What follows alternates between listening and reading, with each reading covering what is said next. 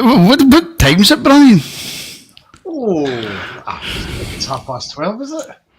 Is it 12:30? Did the show actually start before 12:30, Bryan? I think it was 12:29 when you started. Well, apologies, folks, for being early. But there you go. It was actually, do you want me to let you into a wee secret? It was actually Bryan. Bryan seen Lyndon's comments and went, go early, get it up him. You should go early. So here we are. It definitely was 12:29. The world's ending for criminal. Brilliant. The Rabble's actually on time. Nobody's tuned in yet because they don't realise that we've actually went on time. Bryan, how are you? Yeah, very good, very good. As I wait to say, it's not the greatest day up here. It's a bit dull, and seems that everybody else is getting nice sunshine. So we'll just have to make the best of it. But we're here, talk Rangers, which is always a good thing. Yeah, apparently my mic is loud, Bryan. Yeah, I had to turn you down a little bit there when you started. Well, you couldn't have told me, no? Well, it was only just when you started. It started to go a bit loud, so I didn't really have knowledge of it. Sorry. Oh, is that better? Yes. There we go. 12:30 on the button, and your mic is still knackered from the phone call earlier. It's all Scott's fault. Anyway, Bryan, please, folks, do get your comments in as well. I'll get as many comments up as I possibly can. Also, if you could help us out a lot by just hitting that like button. That would really, really help us out. I can hear Bryan fine. Lyndon, you're talking absolute nonsense, my friend. In fact, why did I say my friend after it? My arch enemy. I tell you, the abuse we get, Bryan, I don't know why I bother doing this. I think you secretly like it, to be honest. Well, no comment. No comment. Bryan, so what did you make of the friendly yesterday? I've got to say there was a couple of performances in there that really, I'm not going to sit here and go, oh, they were mega impressive, but there's definitely signs in there of a team that could be good going forward.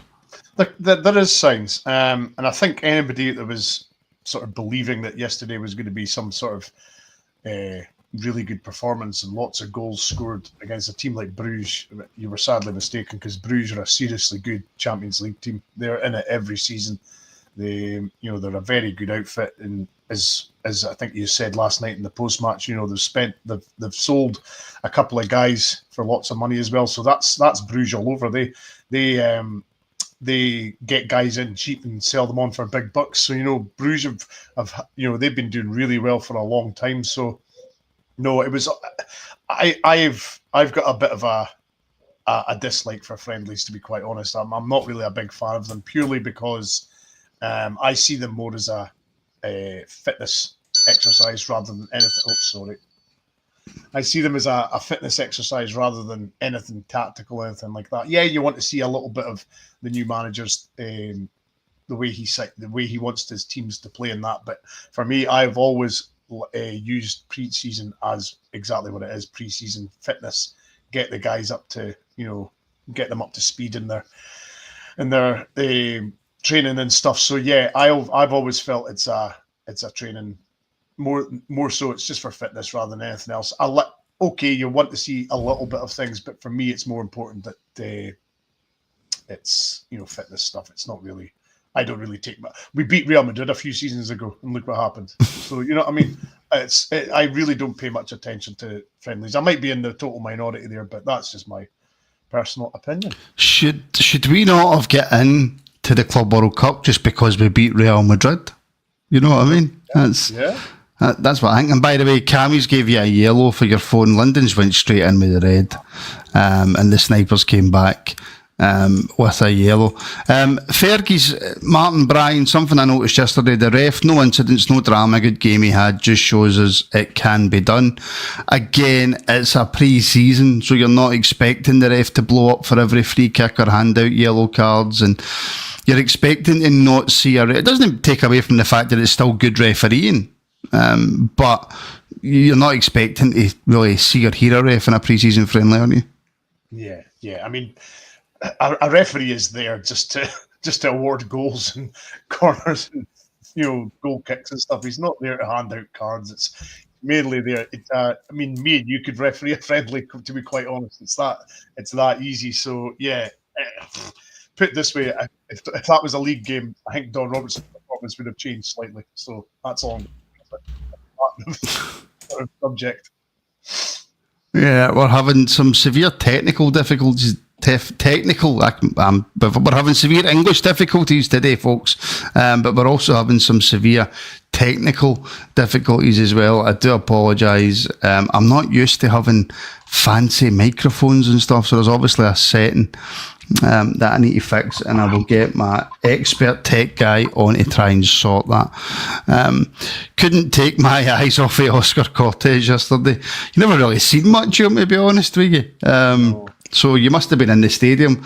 I'm going to attempt his name, Bryan. I'm going to attempt it. Rochelle Bucknell. We don't need the surname. Rochelle, I think that's how it's pronounced. Again, another one, Cortez, Bryan, who we've just brought into the football club, and is it one of these ones we're going to judge him too harshly, no matter what he does, because he's been out for so long and the amount of money we paid? Yes, his lack of game time isn't helping him, to be quite honest. His injury record isn't going much for him either. And then you add into the fact that we paid a lot of money for him as well. So when you throw all that into the mix, it's always going to be a negative sort of outcome, isn't it? Unless he's having 20 assists a season and nearly double figures for goals, that's not going to be enough. So yeah, it's almost as though folk are wanting him to fail to get rid of him. And with guys like with Cortez, he started very well. Remember when his first couple of games, he looked really sharp and bright, and then he got a bad injury, and injuries, Rangers go hand in hand, don't they? So yeah, I'm really hoping this season with Russell Martin that he'll find something in Cortez that will bring the best out of him, because you can't be sort of spending that sort of money and not utilising him. We've really got to get something out of him. So I'm hoping Cortez is one of those guys that comes good with the new manager. Yeah, Bryan's laptop. Oh, you get my microphone, right, which obviously isn't playing ball, but you've also got Bryan's laptop that's beatboxing. I don't know if anybody else can hear it. That's my attempt at beatboxing anyway. Right, Bryan, I'll come back to the game because I want to talk about Fernandez as well and sort of stuff like that. But we can't really go any further, I suppose, than talk about the rumours that have came out today that Glasgow Rangers Football Club, many, many years after spending 12 million on Torrey Andre Flo, are looking to spend double digits on a player again, if you believe the rumours, Bryan. Jesurun Rak-Sakye from Crystal Palace, who was on loan. I think he came through the Crystal Palace Youth Academy, to be fair, or it was Chelsea Youth and then he went to Palace. But he's been on loan at Charlton, he's been on loan at Sheffield United, and he's played 8 games in total for Crystal Palace, which was back, and I think it might have even been the Palace under-18s or whatever, Bryan. He's played, according to my research, he's played 8 times in the Premier League, and Rangers are looking to spend 10 million on him. I think you can. I'll hold my hands up with this one. I was the one that shared the link that gave the ex user that was claiming this move was happening. So I would suspect, and yeah, a lot of the guys in our chat were saying exactly the same thing. If you're hearing about things from outside sources, then there's a good chance it's not going to happen, purely because the way the club is operating now, they're not, nothing's getting out of the club. I think even David at Heart and Hand was honest enough to say, look, we're not hearing much now in the way of anything so from the club as far as transfers are going. So it's going to be one of these ones where I think it's just journalists throwing things at the wall and hoping they stick more than anything else. I just think they're guessing now because they're not getting any information out of the club. and they've got to create some clickbait somewhere. So it's, for me, this is just another. I think rightly, like everybody else in our group chat said, it's more just rumours and hoping something's right rather than knowing something's right. Well, yeah, there's that as well. But it brings up the more interesting conversation, I think, Brian, as to what is the maximum amount do you think Rangers as a football club, not compared to the money that we now have, because like, the owners that we've got have got more money than sense, but with the league that we play in, with the wages that we can afford to pay, do you think we'll ever see Rangers spending 10 million plus on a player? I mean, goodness knows with this new setup, the 49ers setup, there's a good chance it could happen. I think they're more going to go down the line of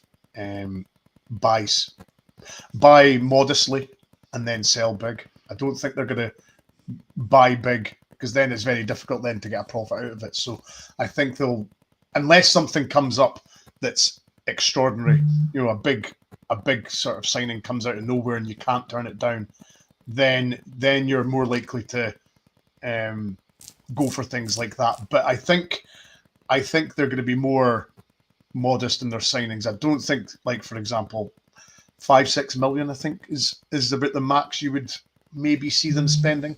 I can't see us going into double figures for a while, or as I said, something comes up that's absolutely extraordinary that you can't turn it down. Yeah, probably along those lines. I'm a bit like you. I mean, it might happen, and we don't know what Thelwell and Purdy know, especially about the English leagues.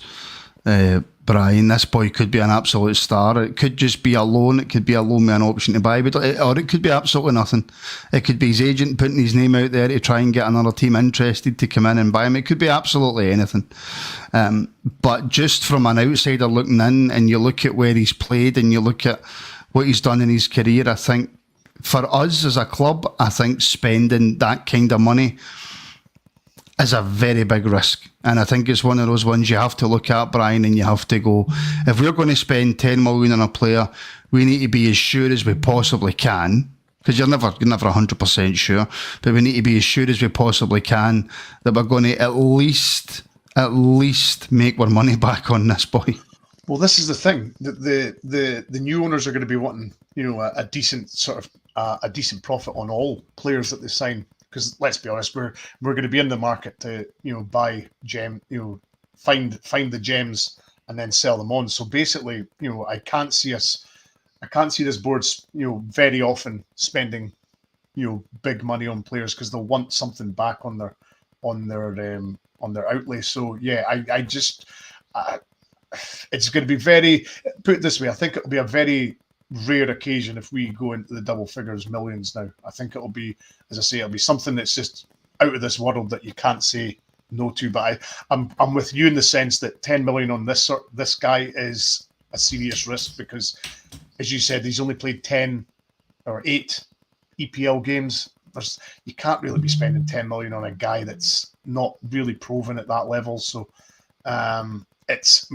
for 10 million, you're wanting the absolute finished article, aren't you? You're not wanting which 10 million doesn't really get you anymore, Brian.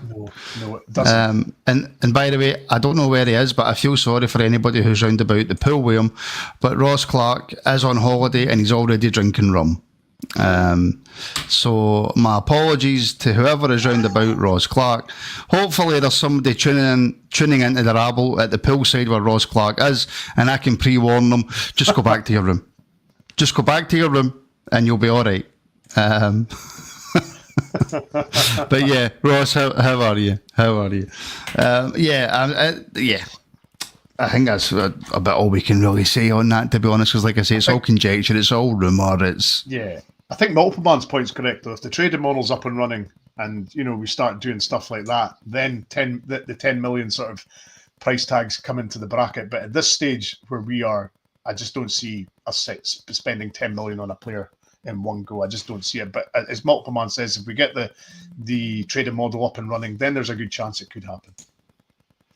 Yes, but qualifying for that Champions League is the all-important thing before I think we can start looking, like you say, looking at transfer fees like that. Ross in his Speedo's not a sight that you want to see, if I'm being honest. And I'm almost hesitant to bring this up, and I'm going to make myself probably look stupid here, but I've never heard of Hurghada. I don't know if Ross is just at it with that, because you can never trust Ross. You can never ever trust him. But getting back to the Bruge game, Bryan, obviously we would have loved to have seen Asgard and Rothwell. We would have loved to have seen them. Not at Rangers Long. I'm struggling with my English today. Not at Rangers Long. But neither was Fernandez, and he got a game. I think, as the guys said on yesterday's reaction, I think that was just because of how short we were at the back. What was I don't know why I went back, but back. What was your thoughts on the big man? It's his first game. It's gonna, it's gonna be first impressions, then, Bryan. First impressions. Yeah, I mean, he's obviously a big lad. That goes without saying. I mean, I don't think anybody was really, really bad yet. I think he got by okay. But it's going to be one of these ones. It's going to take him a while just to, get into things and, get into the way of the Russell Martin, how he wants to play and how much game time he's going to get as well. This is going to be interesting to see, with Fernandez, because we've obviously signed him from Peterborough.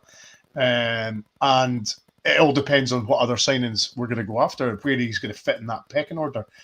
His lad from Peterborough said that he can play in the centre of a three or as a centre-back pairing. So it'll be interesting to see where Russell Martin sees him or how he sees him fitting in to the back line. Because, again, is Fernandez the type of player that we're wanting to throw in straight away and start, every game? I'm not so sure. So maybe, he's maybe going to, the Cody chat still won't go away, although it's went quiet. I believe he's out in the Club World Cup doing a bit of media start work, so that could be holding that up. Is it something that he can, they're wanting an experienced guy for Fernandez to sort of learn off and, get some, good tips off? There's that, I would suggest that's the more logical thing, because I don't see Fernandez being an absolute starter straight away. He did stand out though, Bryan, in terms of the physicality, the size, big boy. And again, I've said this about 7 or 8 times now. I'm getting absolutely rinsed in the comments for my terrible geography knowledge. He was very quick though, the grabbing and the pulling of the shirt, Bryan, and being slightly overly physical. And just my worry is, in Scotland, strikers will be cute to that. They'll start playing on that, especially when we come up against Celtic and stuff. However, was his first game, doesn't know the team, doesn't know the stadium, doesn't really know anything about where he's came to live and to play now. So I think we can kind of pass that off as, well, it's nothing to worry about. No, I think, I always love one centre-half to be an absolute shite bag, basically, and just be an absolute menace to centre forwards. I like one centre half to be like the ball playing 1-on-1, just to be an absolute beast. I'll take no prisoners. I think that's a good balance. Okay, he was maybe a little bit physical yesterday, but it's nice to see that at least. It's nice to see somebody being a bit more physical and showing strikers, like, you're not going to have an easy game today. You're gonna have to do some serious work to get past me, or to do anything. So I don't mind seeing a little bit of physicality. As long as he's obviously not crossing the line or doing anything, giving away silly fouls. So just being a bit physical, I think it's great to see. We've lacked that for far too long. So it's nice to see a bit of physicality back in the team.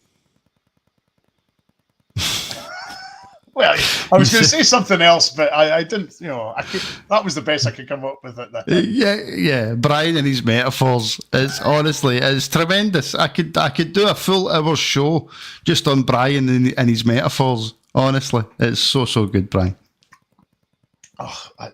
These things just come to you at times, and you make the best of it when it happens. But no, I don't mind. I just don't mind a centre half that's a bit physical.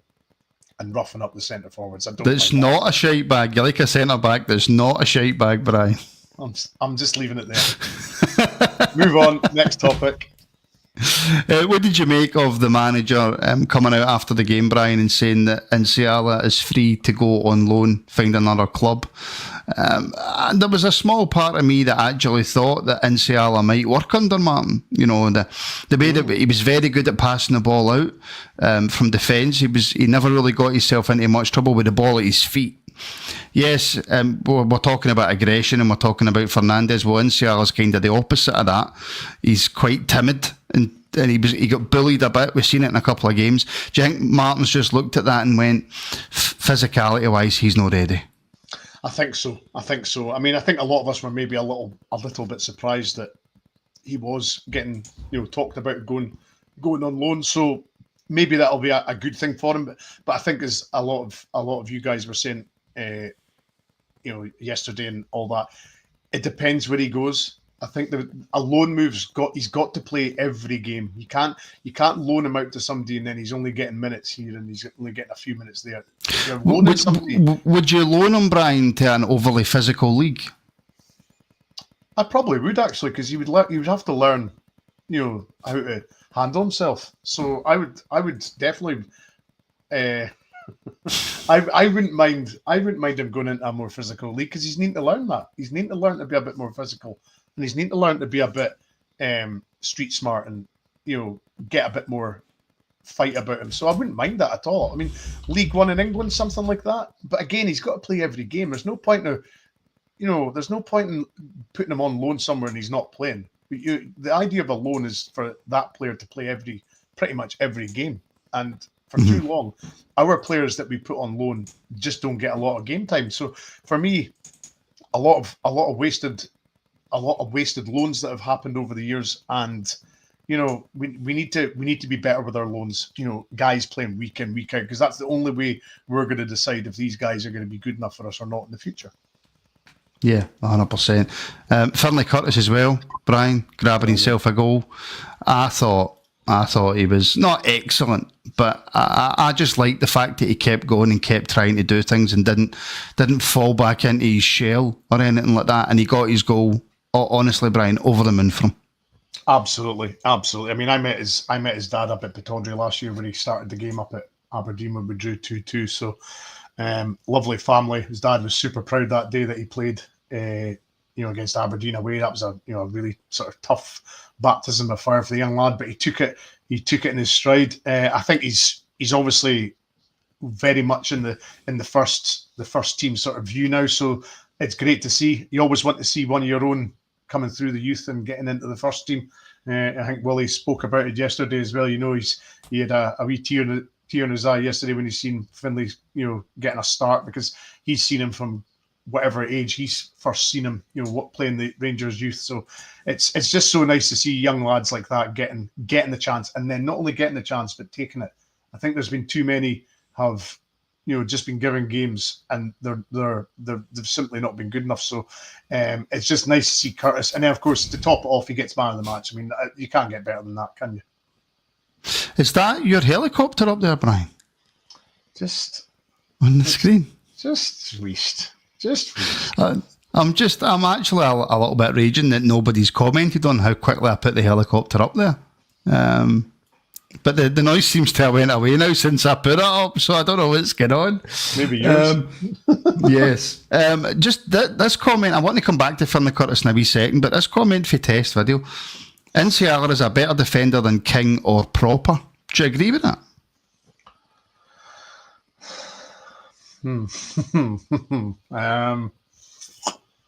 Well, personally, King, we ruined King with that Champions League run.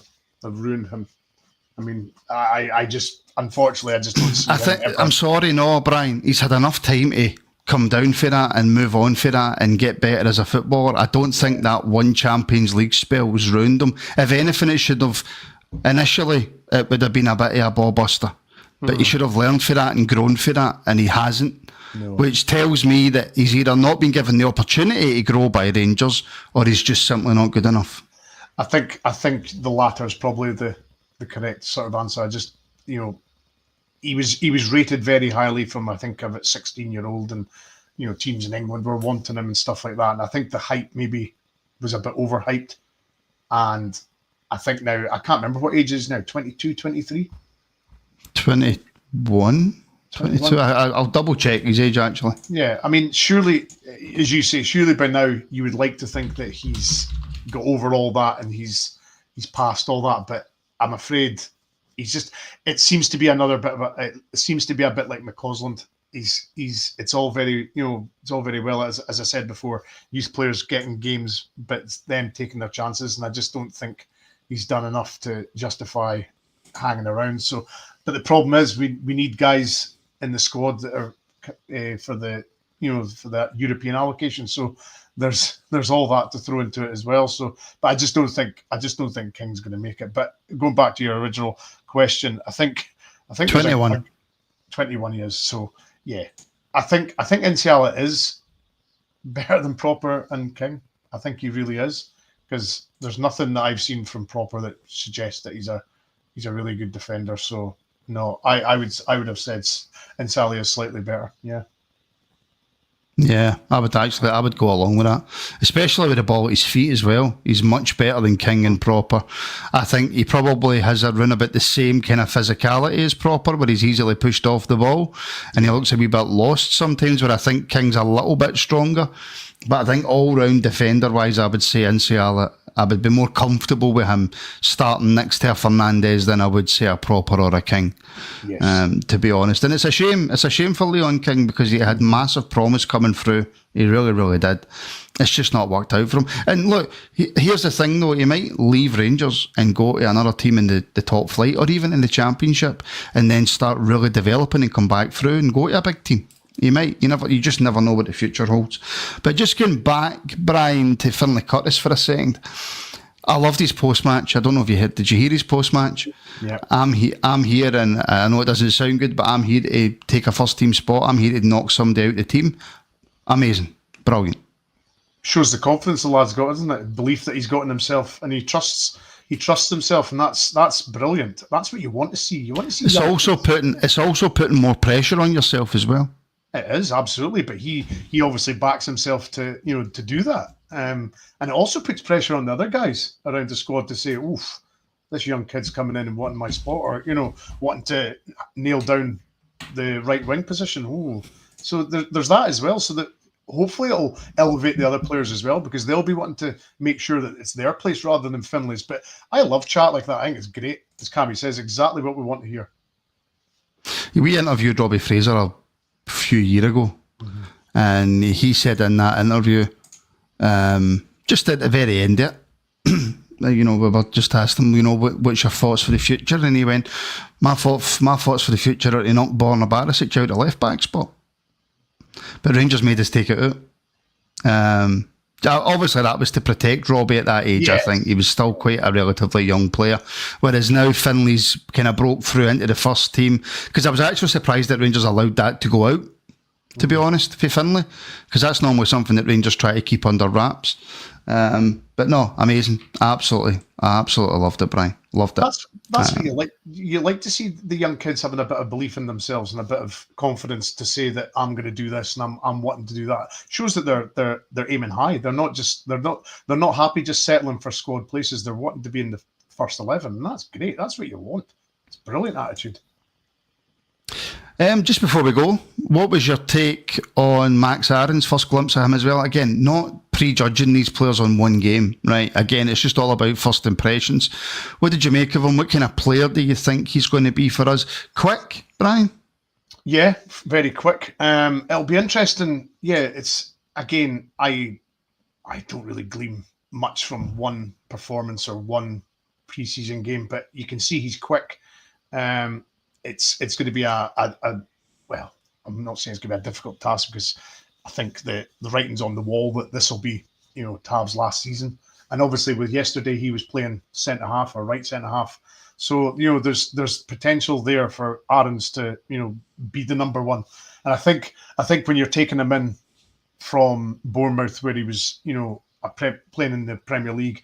I think they'd be wanting him to play every week as well. So there's I do see him being the number one right back now. I don't see him being a squad player or only filling in gaps here and there. I see him playing pretty much every week. But as JD's just saying, it's too early to judge him yet.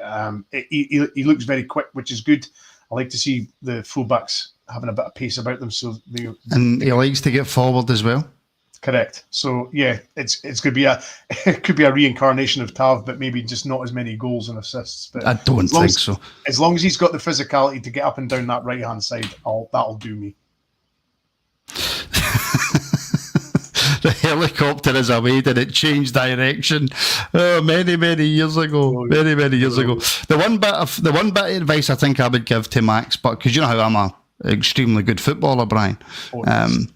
They call me the five-a-side Messi, and they call me that for a reason, right? Don't shoot with your left foot anymore, Max. I don't think it suits him, Bryan, shooting me his left foot. No, just leave that to somebody else. Just you get the ball up the park and give it to somebody else who can use the left foot properly. You're a right back. Know your sort of position and just do the basics properly and leave all that to somebody else. Maybe they call me a mess, actually, London. You might be right, rather than Messi. I do have a habit of losing the ball and then tripping over it, and it ended up behind me, and I don't know where I am. But look, we're back tonight, folks, at 7:30, where we'll discuss what we've discussed today, but we'll also look into Bayrami, more transfer links, what the players need to do as they're away to St George's for pre-season. And looking ahead to the Panathinaikos game, was Club Bruge a really good pre-season friendly to have, considering I think most people would put them ahead of Panathinaikos. I'd be more worried if we were playing Club Bruge in a qualifier for Champions League than what I am Panathinaikos, and I really hope that doesn't come back to bite me. The afternoon rabble's always been 30 minutes, JD. It just sometimes runs over. I swear you all expect far too much from me. And see, because you expect far too much from me, hit the like button, folks. Get us to 100 on YouTube. You know you want to. See if you do it now. If you just all hit like now, everybody that's watching will be on 499 likes. So, yeah. See, going on yesterday's game. This is why I really don't particularly like friendlies. The reaction from the fans at halftime when they were booing. Right? Yeah. I mean, I'm sorry, it's a friendly, right? If you're really booing after 45 minutes of a new manager's game, you've really got to have a word with yourself. I'm sorry. I know you're entitled to your opinion, you can boo, but really, are we really at the stage where we're booing after 45 minutes of, a pre-season friendly? Friendlies are about physicality, getting your fitness up, increasing the minutes, 45 minutes, get an hour, 80 minutes, and then the 90. It's not about how, okay, it's great. It's great that, I know, Wilf, if Rangers played in the moon, you'd be up on the moon. So I know that, so it's fine.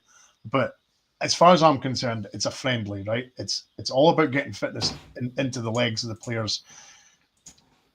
It's nothing. The results don't really bother me. As I say, we played Real Madrid a few seasons ago. We won 2-1. We thought we were the dog's balls, and look what happened. So no, I'm afraid I don't take much from friendlies, but I just wish, booing in after 45 minutes is ridiculous. I'm sorry. Yeah, I think it's crazy myself. I think it's absolutely crazy myself. And Aldo's saying, would you not want to boo push? I don't think he means push there, right? But I'm going to use it. Would you not want to boo push like proper Devil and Danilo? No, not in a pre-season friendly when two of the three of them are probably going to be leaving, and I think as fans we need to realise that, to be honest. First pre-season game, Martin's trying to get a team together. He's obviously not going to play his strongest team that's there now because they're not all in the door yet. We've got two new signings sitting up in the director's box watching the game, and then half time comes and fans are booing. Like, come on, just have a word with yourself, man. Just be happy they're back playing. You know what I mean? Yes, exactamundo, Bryan, exactamundo. Right, folks, like I say, we'll leave it there. We're back at 7:30 tonight. Who's on tonight? I probably should know. Tonight it's myself, Mark and Ash at 7:30. So in case Mark's internet doesn't work, Bryan will be on call for the show. He just doesn't. It probably will be all week. Are you off this week? Yeah, I'm on holiday. He's on holiday. Oh dear, I've just. Oh, why did I say that?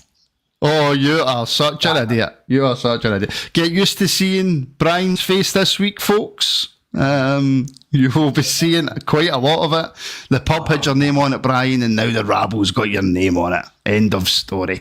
Listen, everybody, thank you so much for choosing to tune in and listen to us. It really does mean a lot. Thank you for all the likes, all the views, just all the feedback we're getting. It's absolutely phenomenal. Thank you so much. If you want to help the podcast out further as well, you can become a member now. Links are in the description, and you can get access to loads of extra content as well, and you help to support independent Rangers media as we look to move forward this season with hopefully a couple of exciting announcements to come in the very near future.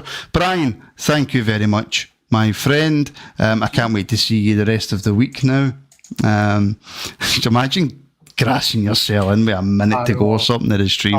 It's absolutely incredible. As Sniper said, rookie mistake for myself, but yes, absolutely.